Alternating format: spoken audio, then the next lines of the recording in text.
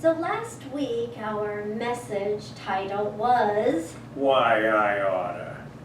it was about Emma Curtis Hopkins' quote, "There is a good for me and I ought to have it." Our title today is, I feel good. and it's about the reality that good is all that exists despite some appearances, and I'm going to give you a couple. One, if you've gotten close to me, you've noticed my eye. Perhaps you've noticed my slow gait with my boot on. And I have another one that I willingly share with you because I know you see my wholeness and I know you pray for that wholeness to reveal itself. My bladder cancer is back again for the third time. And so this talk is perfect. It is perfect because God and good is all that exists, despite appearances, despite diagnoses, despite our heartbreaks, or what feels like a heartbreak in a moment. And we claim this good by our thoughts. Even as we maneuver the challenges of health and healing in our humanity. So, I feel good. Let's say that together. I feel good. One more time with a lot more emotion. Go. I feel good. And it feels good just to say it, doesn't it? It makes a shift within us. So, of course, as probably most of you know, it was 1964 when James Brown first sang this song, I Feel Good. And those second words that he sang are invaluable for us. I feel good. I knew that I would. I feel good. I knew that I would. Now, probably as I read the rest of the lyrics that he had written, it was probably about a love story. But for me, every love story is about our love relationship with our higher power, God, whatever name you wish to call it. And so that is our love story. That is the good that I knew I would and know I do feel. He wrote the song, he says, to create a universal high energy anthem of joy and well-being. Well, thank you, James. We receive, right? I feel good. The words activate within us a feeling of joy and of wholeness. It reminds us that there is nothing broken about us. There may be a new path for us to walk, a different thought, or hobble, or a thought to have, to make a shift in a thought about what's occurring. But the universal high is the ultimate energy of life, and therefore it is our divine nature. So when you say, I feel good, is that a physical feeling? Or is that an emotional feeling? Or is that both? Emma Curtis Hopkins says, when you see health, peace, prosperity everywhere, you are in the absolute mind of God. So, can you see all those things when you look in the mirror? Can you absolutely see all those things in you? If not, we need to practice. We need to look in the mirror more often. Practice, practice. It's one thing to know this is a universal truth, and it's another to practice and live it in everyday life. And I think sometimes we stumble not just because of a broken foot, sometimes we stumble because we forget these things. It's one thing to know this is a universal truth, but then we want to practice. How do we know perfect health as a principle, and how do we live it continuously, habitually? How do we realize it in every single now moment? In Science of Mind, We know this truth demonstrates in our lives every day. We know that our thoughts can bring about physical manifestations. In achieving perfect health, we know the value of understanding and utilizing the creative power of mind. I believe the challenge is to hold on to this truth in the face of health challenges and other challenges. And with medical experts we come in contact with, there's a persisting conflict between traditional scientific medical understanding and more current scientific and medical research, and with science of mind too, by the way, of the brain and mind, what they are, how they function, and how they interact, or if they interact, with the body. Brain and mind are not the same thing. Traditional science stands by the principle that since thought cannot interact with matter, that's their belief, there cannot be communication between the head and the greater body. In traditional scientific medical practice, it is believed that the brain sends electrical signals and the body responds accordingly. In science of mind, we know that our physical being is interconnected and intertwined with our mental being. Now, I thought about this a lot this week coming up to this topic in terms of health and in general, and I was thinking, I've kind of wondered this frequently in the past, how is it that scientific study of mental and physical energies interact, or if they don't, and science of mind, spiritual thought processes creating our reality. And so I looked up psychosomatic conditions to understand exactly what the idea was behind that, and to what extent does psychosomatic compare to science of mind as a mental approach to disease and healing. Psychosomatic relates to the connection between the brain and the body, primarily from the brain to the body. The term comes from the Greek words psyche, which meaning mind, and soma, which means body. From a purely scientific point of view, the brain is the thinker and controller of the body and relays messages to the body that bring about physical conditions. The term psychosomatic has accompanied a rather negative image because it suggests that what one is experiencing is all in their head. However, the effects experienced in the body are undeniably real to the person who's experiencing them. The problem here is that the effects are not a result of the body, but of a brain action. They are caused by the brain releasing stress hormones like cortisol that influence physical conditions.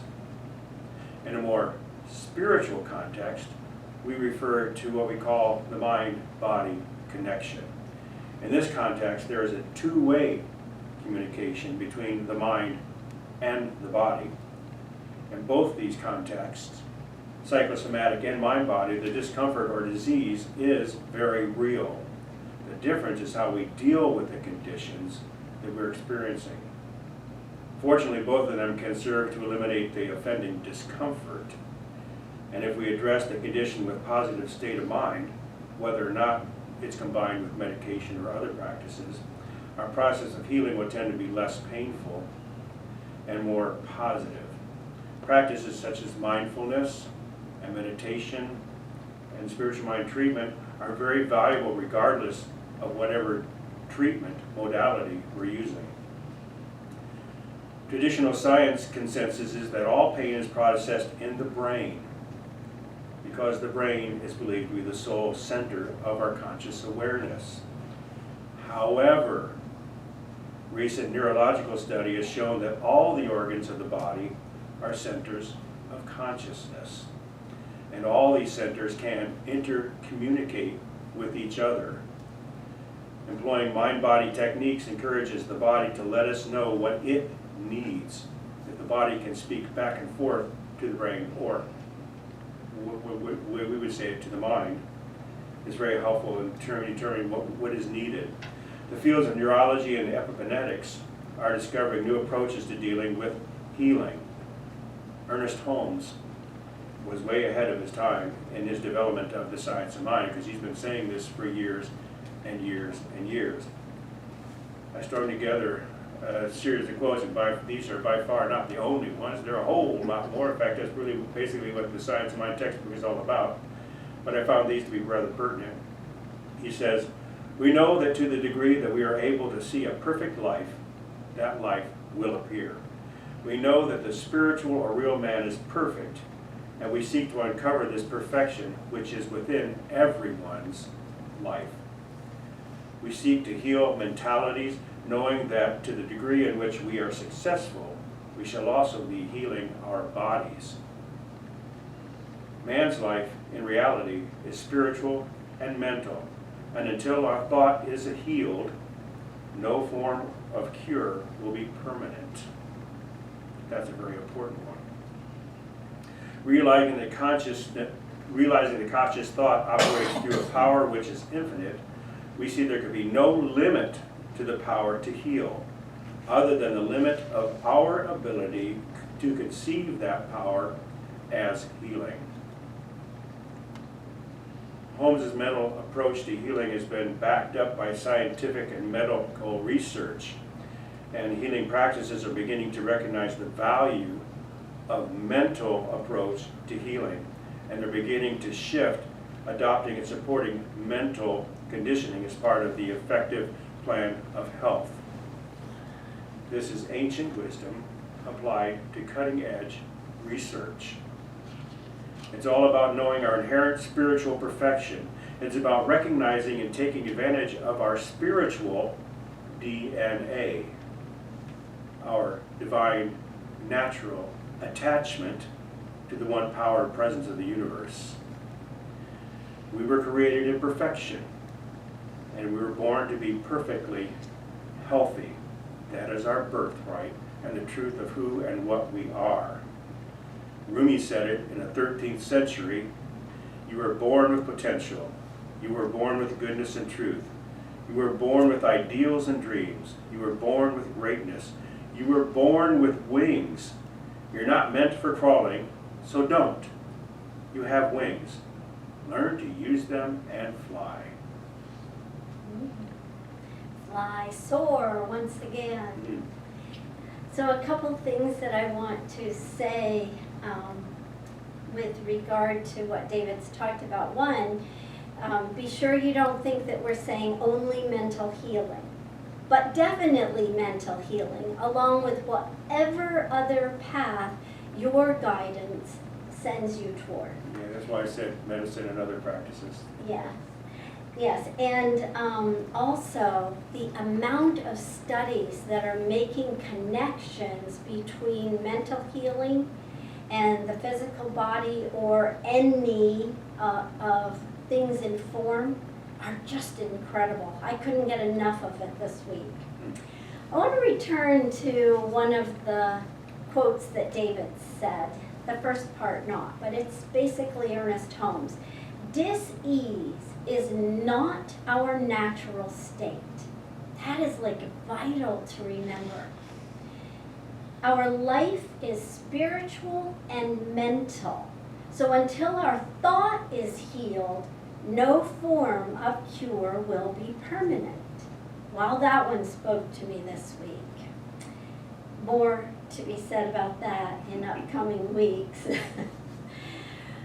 Our founder, Ernest Holmes, devotes many pages in the Science of Mind textbook to physical perfection, as he titles it. Chapter 14 discusses it, and Chapter 15 provides many spiritual mind treatments for various apparent physical ailments. Illness or disease is the physical manifestation of underlying disharmony, negative beliefs, or suppressed thoughts, which become stored in the subconscious mind. Consider the law of attraction for that statement. As our predominant thoughts and emotions are accepted into our subconscious mind, we can see how chronic stress, fear, or limiting beliefs create an attraction for an illness to take root. The results are not a punishment for us, but action of law. God as law. God as love, God as law. Therefore, we use prayer, affirmation, and spiritual mind treatment or affirmative prayer to realign our personal consciousness with wholeness. Thus, using that law of attraction purposefully, consciously, until we use it habitually, toward shifting physical conditions toward healing and promoting our body's natural healing abilities to feel good, to make manifest that which we claim in our thoughts and our words. What we believe makes itself manifest. Wholeness is the divine reality of life. As we mentally claim it for ourselves, for our bodies, for our affairs, and our entire life, we reveal this wholeness. This is the essence of healing, revealing our wholeness, which is our good. When David and I went through ministerial school, we read a book by Dr. Larry Dorsey in one of our classes, and he had a major impact on the power of healing prayer. And he said this: the impulse to do when sick is understandable. To take the antibiotic with a cold's first sniffles, to rush to surgery, and so on. A certain amount of doing is always valuable and can even be life-saving. But doing must also be supplemented by being. Some important words coming up. Looking inward, examining, focusing, wondering, asking.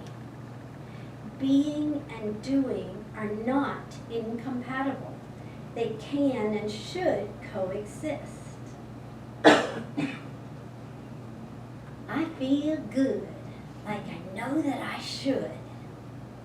These words, along with many other affirmations and thoughts that each one of us has, have the ability to shift our focus from any negative to an inner acceptance of the good, which is our natural state of life.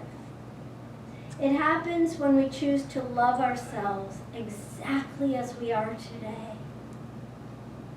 It happens when we choose to love ourselves exactly as we are today. It eliminates a need to be critical of ourselves, and it provides for us self-compassion. Brene Brown reminds us to talk to ourselves the way we would talk to someone we love. Talk to ourselves with the joyful energy of feeling good and feeling our wholeness. In the Science of Mind textbook, Holmes makes reference 4 times to good, in the index anyway. I'm sure good is lots of places in there, used in many different ways, but the actual word good focused in on is used in 4 places. 2 of them are just the same. They're in his writings from the New Testament or the teachings of Jesus, where they write about good thoughts and a good harvest. It's actually based on, his writing was actually based on Matthew 7:17 and 18. So this writing is about an analogy to trees, to explain that a person's inner character determines their outward actions. He writes, a good tree produces good fruit. Likewise, good thought bears a harvest of good deeds. Ernest Holmes said, the mouth speaks from the heart. It is impossible for a man to conceal himself. The mirror of life cannot help reflecting back to us that which we really are. The word, the actual word in our teaching is considered to be the complete thought and act of man, or humans, but back when he was writing it was man. The third place that good shows up is back in the beginning of the text when he's talking about the way it works, the way God works through love and law. And he writes, we must accustom ourselves to the concept of the impersonalness of the law, the availability of the law, and the mechanical accuracy of the law. We must instill into the mind the fundamental proposition that good is without bounds. Only good and loving kindness shall follow me all the days of my life. There is no such thing as good and evil. There is only good. And as high as we make our mark in this good of mind and spirit, that is the height of demonstration to which our outward manifestation reveals. The final way that good is spoken about in the science of mind is when Holmes talks extensively about filling our mind with a sense of joyous expectancy of good. Now, David has shared that quote about good and more good is mine several times. We've given it to you 3 times in the past. Obviously, we think it's relevant. It's a powerful statement. There is no end to the good that is mine. While it is true that wrong conditions exist in the world, it is also true that they couldn't exist in the world if there were not someone to experience them. Consequently, whatever we are experiencing must have begun in consciousness, and there we can work diligently and purposefully to focus on the good of our spiritual wholeness, maintain our mental harmony, and actively choose healing thoughts, even while we find ourselves gracefully navigating our physical journey. A lot to take in. Holmes wrote, we seek to realize the unity with God, with good, in all our healing work. And I'd like to conclude today with the full quote from, or poem or writing from Emma Curtis Hopkins. And you might want to just close your eyes and take these words in. The good I am seeking is my God. My God is my life. The good I am seeking is my health. God is my health. The good I am seeking is my strength. God is my strength. The good I am seeking is my support. God is my support. The good I am seeking is my defense. God is my defense. Life is God. Truth is God. Love is God. Substance is God. God is intelligence, omnipresent, omnipotent, omniscient. God is life, omnipresent, omnipotent, omniscient. God is truth, omnipresent, omnipotent, omniscient. God is love, omnipresent, omnipotent, omniscient. God is spirit, omnipresent, omnipotent, omniscient. I feel good, like I know that I should. Let's say that together. I feel good, like I know that I should.